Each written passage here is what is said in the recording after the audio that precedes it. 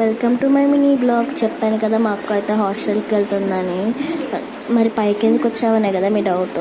మా అక్క హాస్టల్కి తీసుకెళ్లే బెడ్షీట్ అయితే ఉంది. ఈ బెడ్షీట్ అంటారా? కాదండి, ఇక్కడైతే కింద పడింది చూసారు కాక. పాపం మా అమ్మ కష్టపడైతే అది అది ఉతికింది. ఇంత ఉతికినా కానీ ఏం కింద పడిపోయింది కదా. ఇక నేనేం చేస్తాననేసి కిందకైతే వెళ్ళిపోయినా.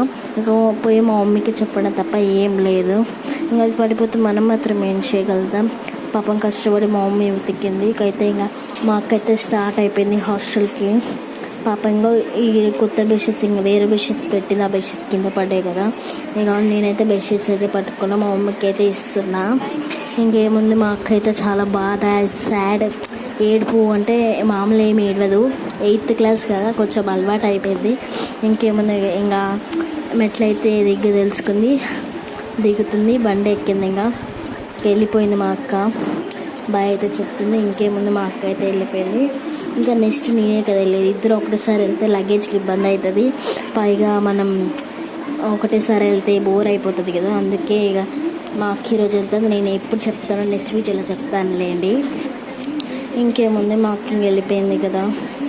ఇంకా సరే, మా అక్క వెళ్ళిపోయింది. బాయ్, మీకు కూడా బాయ్ ఫ్రెండ్స్.